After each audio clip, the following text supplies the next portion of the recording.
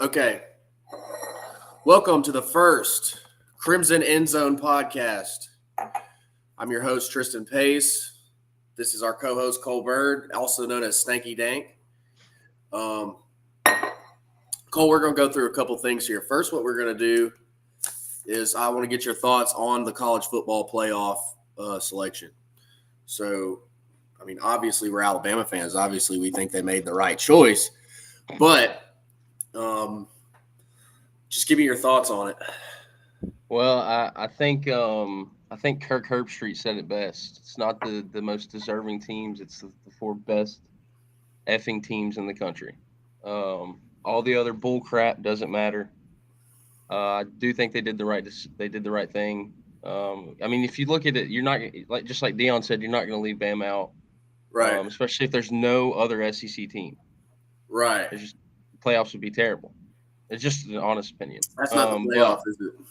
no, but uh, everyone's mad. Nobody likes the decision, Well, my obviously. thing is, it's like it's not the right thing. That's what Curb said. It's not a moral question. It's not about ethics, okay? Because if it was about ethics, then Florida State would be in. But it's not about the right thing. Well, they should have done the right thing. Well, they didn't do the right thing. They thought they did what they thought they should do, which is not the It, right thing. It's just picking what they thought they should do. what did putting a deserving team in last year get you? Exactly. 62 to TCU blown the 7? hell out. Now, Was it 62 to 7? To be fair to TCU, they did beat Michigan. Uh, which honestly is good for us because apparently Michigan and Harbaugh can't win a freaking playoff game, which is good for us. But I'm not saying they will. Sometimes, teams like that, they'll lose the same game in a row like a bunch of years and then they'll get their head straight and then go win it. So I'm not saying that. Michigan doesn't have a chance. That's not what I'm saying. Yeah, I think they did it. I think they did what they should have done. Look, here's the thing is, and this is the way I explained it, is it's not about FSU getting in because really the reason that this is a question is because it's Alabama. Let's be honest. It's because it's Alabama and people are sick of Alabama and they thought that Alabama was done. After Alabama played Florida Dynasty's South Florida, over. everybody in their head was like, okay, thank God we don't have to worry about Alabama. And to be fair, we were playing a lacrosse player at starting quarterback. Yeah. Just so everybody knows that. He was Hearts just out to Tyler lacrosse. Buckner, bro. Yeah. And hey, and look, I'll say it, I was one of the morons. I was the dumbass that was going, put Tyler Buckner in. I'm sick of Jalen. And of course, I was wrong. And, this is not the first time this has happened. And we said that after Jalen improved and they beat Ole Miss and Texas A&M. We were saying, look, in 2015, we started Cooper Bateman and we lost at home to Ole Miss and Hugh Freeze. And then Jake Coker comes in and he plays good. And then they go on, they beat Georgia. Oh, yeah. In Athens, I think it was, and then they won the national championship. So we knew that it wasn't over when everybody was saying that it was done. And now look where we are. So that's sort of my whole thing on it. And now Alabama has a chance to do what nobody thought they could. So. Exactly. It's kind of like this. It kind of reminds me of Blake Sims when he was our quarterback. We didn't win a natty or anything like that, which is what it almost Jalen Milroe is going to shape out to that as well. But pretty close. Dude, if they would have beat Ohio State, which was a close game, that was a national championship. But Ohio State and Urban Meyer had such a good team, dude. For sure. So I think if Jalen Milroe can do what he's done this year, it'll be one of the greatest quarterback play under Nick Saban. I think for sure. Besides, Jalen Hurts might top him a little bit on that, but yeah. And dude, it's funny because I was going back and I watched Alabama play Washington when they played Washington, and dude, Alabama's offense was just almost anemic. Pummeled them. And but Jalen Hurts, like you look at Jalen Hurts, he's not, when they went to that college football playoff, he is nowhere near the quarterback that Jalen Milroe is right now. Oh no, not even close. Lane Kiffin and company, they sort of did what they could with Jalen Hurts, and they had Bo Scarborough, so they did just enough to run the ball, and then the defense was just so good that nobody could score on them. Yeah, that was the dynasty defense back then. Yeah, we had it was Reuben Foster and Minka and C.J. Mosley. Ronnie Harrison and all those guys. I mean, it Yeah. was unstoppable. But I will say this: it's just like whatchamacallit said about uh, the landscape of college football is completely different now. I mean, it's Right. offense is really key Yep. what used to be defense, and Mm-hmm. I think we have adapted very well this year. Yeah, but Let's, the thing is I feel like Nick Saban's loved this year so much because it's gone back a little bit to that style. Because he I had to. I honestly thought I was one of those where, like, even though they didn't play well in a lot of games, I felt like this defense really had the capability to be a classic Alabama defense. And if you look and see, here's what people don't want to admit: that they don't want to admit that this is an Alabama defense. Back to the standard. It is back to the standard because, and we're going to get into that in a second. This is my second bulletin, but Alabama played Alabama defense. And when Alabama plays Alabama defense, it's hard to stop them. Hard to beat them. All right. So let's move on there. College football playoffs. Sorry, Knowles. I mean, it is what it is, man. We feel sorry for you.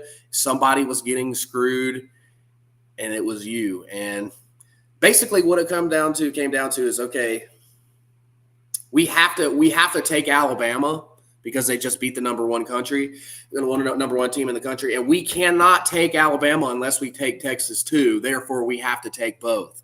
That is it. There was not any other conversation beyond that.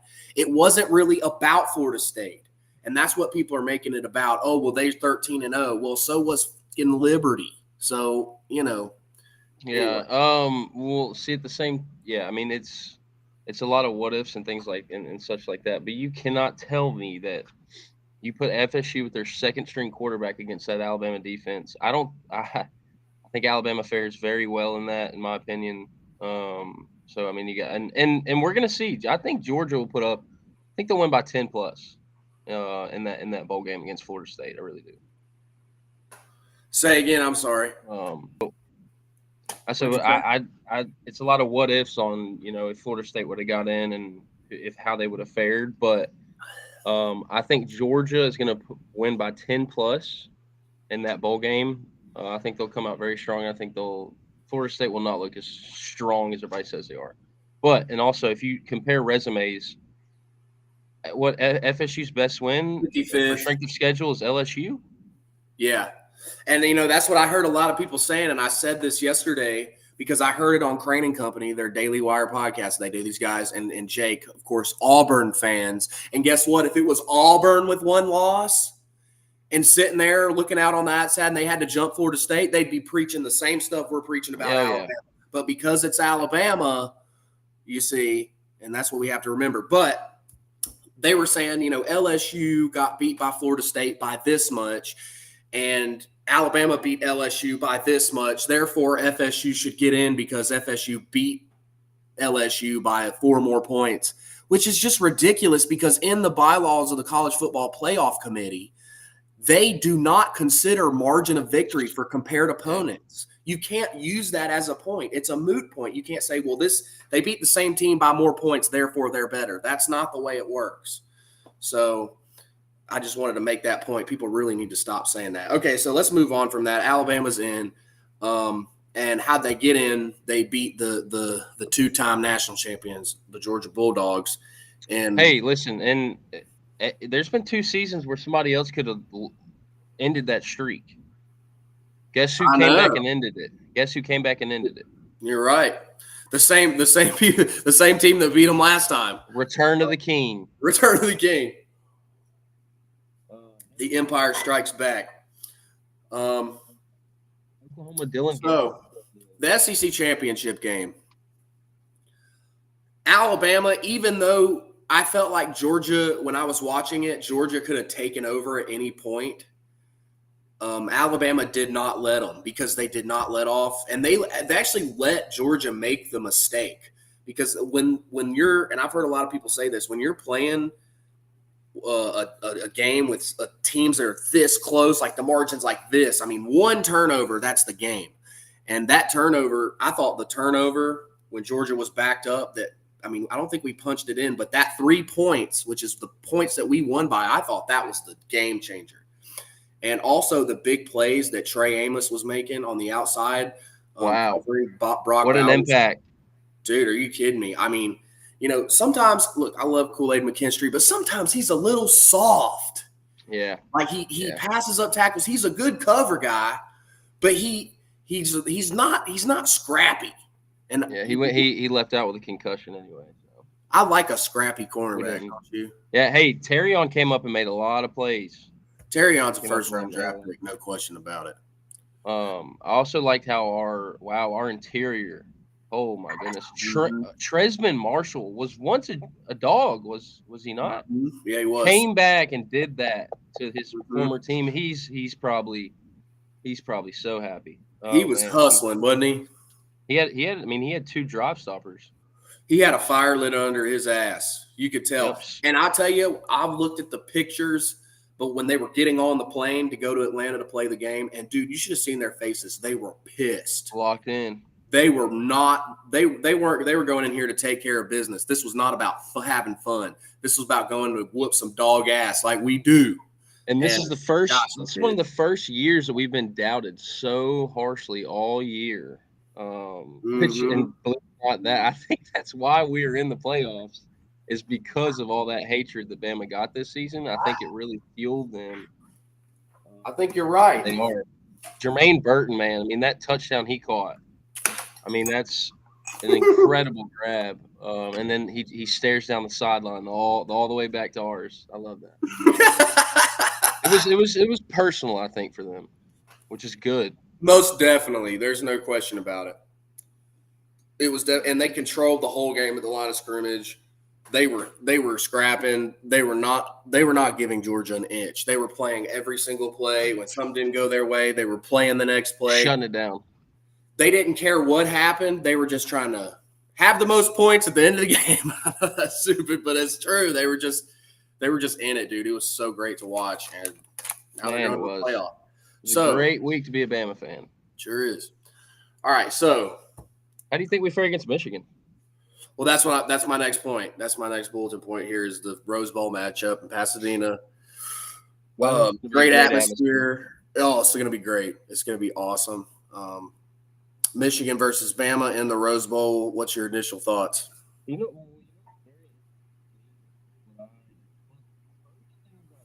Hold on, you're muted. I can't hear you. What happened? Can you hear me? Yeah, I can hear you now. See, now I can't. Now I can't. You got to face the screen, I guess. That's weird. Hello? Yeah, I can hear you now. Hello? Nah, not really. But so what I thought was very interesting was one of the first things I did when I learned Alabama was playing Michigan was go and look at the comparisons of quarterback play. Yeah. And this is for all the slander Jalen Milroe has gotten. Yeah. He has essentially almost 70 more passing yards than J.J. McCarthy with about 40 less attempts. Yeah, they got to do a lot of short yardage stuff. And JJ only has, and I mean, Jalen has what, 2 more picks? Yeah, but he also takes care of that with 3 extra touchdown passes. Yeah, but I mean, is that passing touchdowns or is that total touchdowns? I don't know. Because remember, Jalen has like 12 rushing touchdowns. Yes, that's always a factor. And you have to take that into consideration. But yeah, if you took the stats and you put J.J. McCarthy's stats and you put it up next to Jalen Milroe's stats with no names, you would think Jalen Milroe's stats is J.J. McCarthy's and then vice versa. Yep. Like, you would think they were flipped, but they're not. Yep. Okay. So this is actually even better. Okay. So the 23 touchdowns is just passing. So that means that this kid has put up 35 touchdowns this season. Yeah. Wow. Yeah.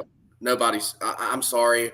Look, I want to give Michigan a chance. I really do, and I just don't think they can compete with Alabama. I'm sorry. I mean, now maybe I'm being arrogant because I don't think the competition was.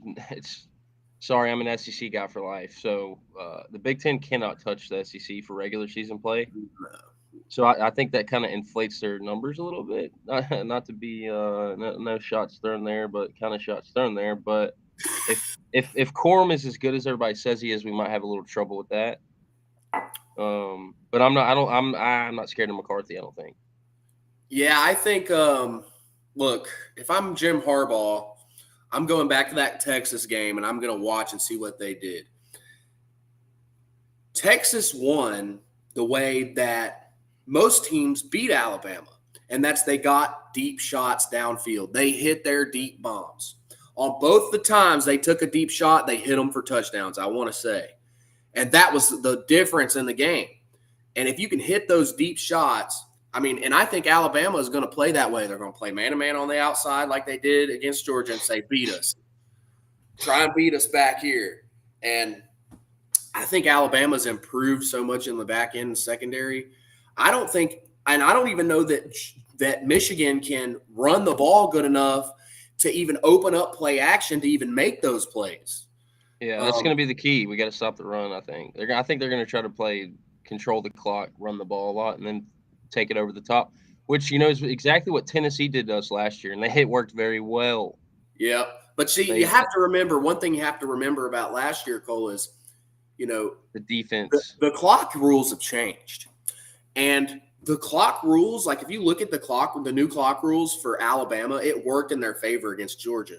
Because we're sitting there, we're getting these chunk run plays, and the clock is just rolling. And we're ahead. They're up by 10, and the clock is just a-rolling. And the clock is just a-rolling. Next thing you know, you look up, the game's over, and Alabama's won. I mean, that's kind of the way it seemed to me. Not to take any credit away from Alabama, the way they played, but the clock. I think we controlled the clock. They really controlled the clock really well. And I think Michigan, I think you're right. That's what Michigan's going to try to do. But you can't watch our DB play against Georgia and think you're going to throw all over us. I mean, what position core does Michigan have that's better than Georgia's? The only thing I can think of is the running back, and that's it. They probably have a better running back and offensive line, but I'm sitting there watching a podcast of guys saying, well, I think the interior and linebackers are better at Michigan than they are at Georgia. Are you out of your mind? Where? You're trying to trick yourself, okay? You're just trying to get it going so you can hope that Michigan has a chance, which, I think maybe there is a path. There's always a path for good teams to win games. Well, listen, we're not going to walk in there, and it's not going to be a cakewalk, I don't think. No, I think the first half will be very close, in fact, actually. I 100% agree. Alabama needs to be that second-half team they always are. I think so.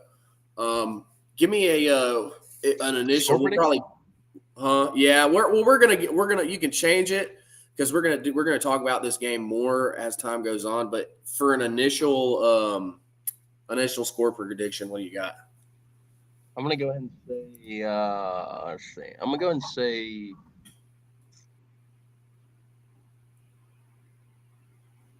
35-20.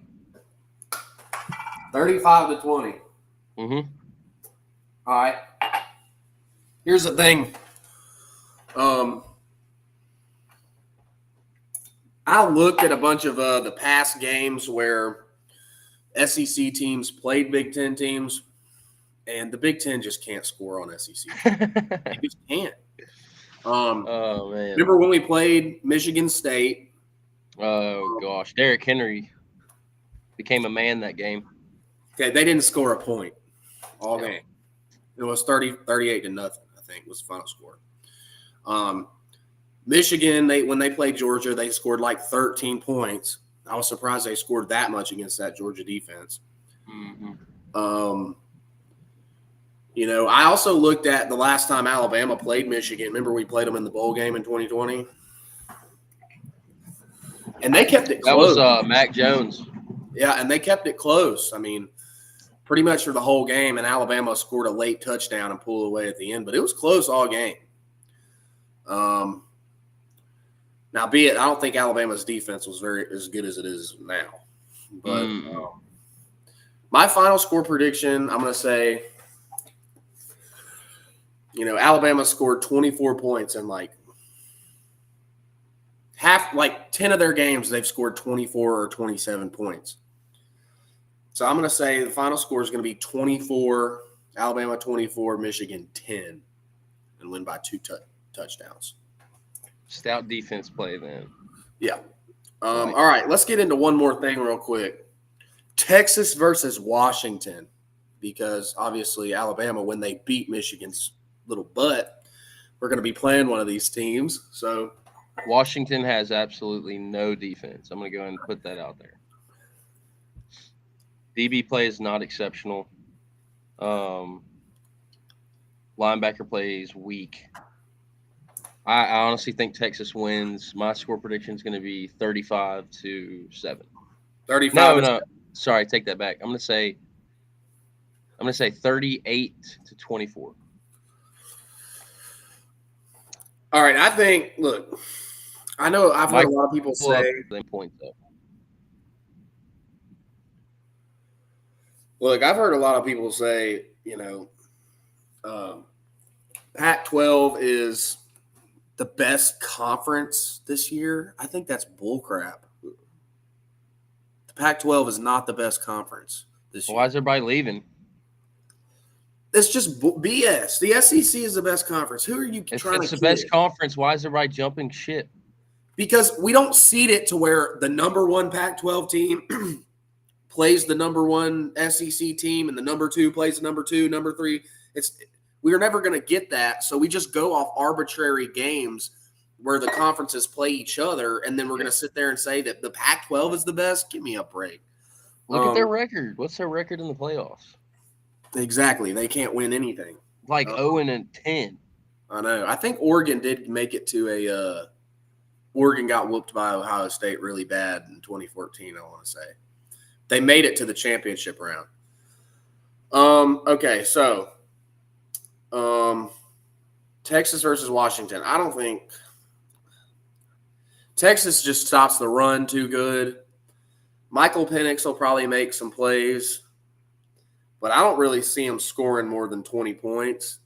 That's what I'm thinking. I don't see Texas scoring any less than 35. So I'm going to say 35-20. So yeah, 38-24, pretty spot on there. I think that's a good assessment. I just don't think Washington can keep up. I'm sorry. I think the Pac-12 is inferior. I don't care what anybody says. They don't play defense. Their players are just not as good as what Texas has. I don't care what anybody says. And to be quite honest with you, Michigan and Bama is a better matchup than that. Oh God, yeah, 100%. 100%. Okay, so we need to start. We need to have a transfer board behind us. We need to tally how many transfers we still. Hey, that 5-star that Texas A&M has, that Walter Nolan guy. The end. Yeah, he's good. It'd be nice to get him. What if we got him and Evan Stewart, their 2 best players? Wow. That'd be great. The receiver. Stick it to Jimbo for talking all that crap about Nick Saban. Okay, so one more thing. Give me your prediction for our Heisman Trophy winner. You got to give it to Jaden. I think you do too. I don't think there's any question about it. I mean, the only thing that could help Michael Penix is if he won it all this year, but it comes before that. Michael Penis. Yeah, Michael Penis. If he led that Washington team to a natty, he deserves the Heisman by all means. Yeah, it's not going to happen. Give me Jaden Daniels to win it easily. Yep. Like when you watch Jaden Daniels play, and I watched him play live this year, when he tucks the ball, you just hold your breath. Because he's going to run down the sideline. He's going to run sideline to sideline, then back up the field for 80 yards. He's not afraid. And he took so many hits this year, and he bounces right back up, and he'll run it the next play. I know he's tough, and he's a freaking gazelle that can throw the football. He is.